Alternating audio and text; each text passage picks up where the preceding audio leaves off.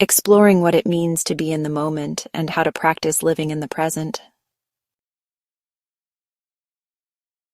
All in a single moment, we make daily decisions that affect our lives.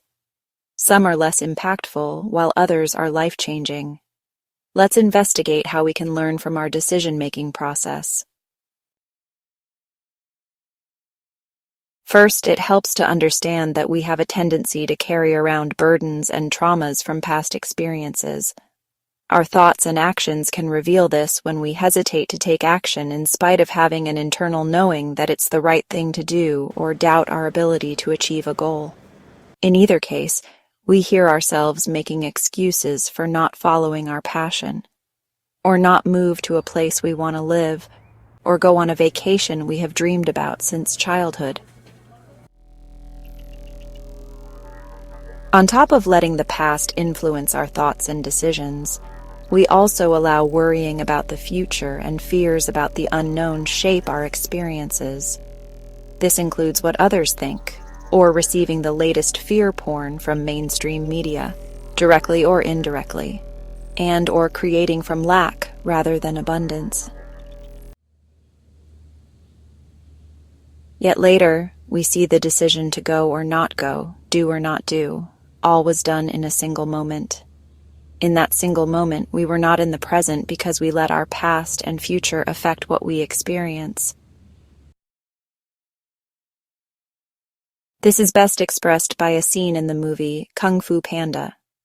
After the lead character Po is selected as the Dragon Warrior, he has doubts and feels defeated. Master Oogway finds Po sitting under a peach tree binge eating. Oogway says, "Quit, don't quit. Noodles, don't noodles. You are too concerned with what was and what will be. There's a saying, yesterday is history, tomorrow is a mystery, but today is a gift. That is why it is called the present." Reflecting on the impact of our decisions occurs throughout our lifetime, regardless of our age. For example, there are those who regret marrying for money instead of love and know that it has made them unhappy.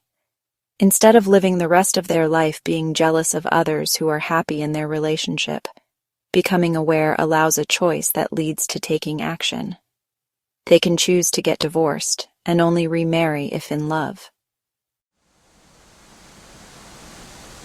In this case, it is a single moment a person chose money over love, a single moment to get or not get divorced, and a single moment if or when he or she chooses to remarry. Awareness is key to living in the present. Once we become aware of any negative pattern that's influencing us, we can change it. A personal example is a friend from England had paid for a sacred journey to Egypt that I was going on. It was scheduled for the first part of October 2001, but shortly after the 9/11 event, several people canceled. I received an email from her explaining how her family panicked and begged her not to go. I sat staring at the screen, hands hovering over the keyboard. I asked for guidance on what I could say to her so she'd listen to her intuition. It came to me like a gentle, loving embrace. I allowed my fingers to type.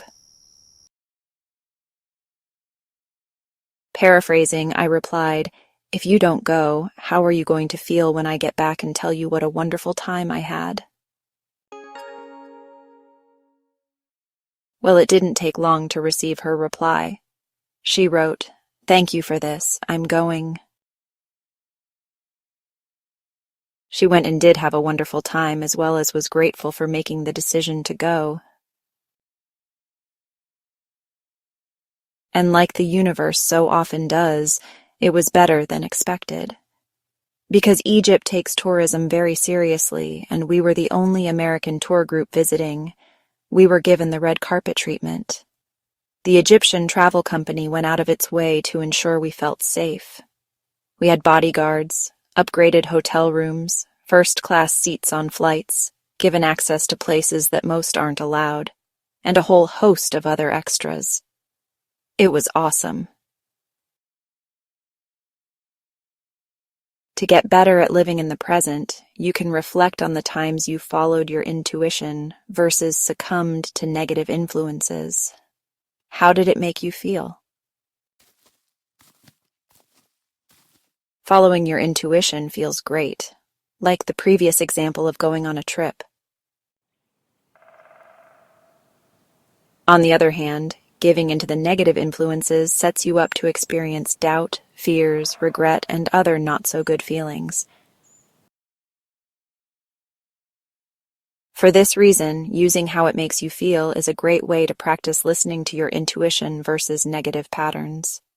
This leads to making better choices and staying present in the moment. Now a note from the author, Simone. Thank you for watching. I'd enjoy hearing from you. Let me know in the comments your own experiences and how this method of living in the present works for you. Also, a huge thanks to those who give a thumbs up and subscribe.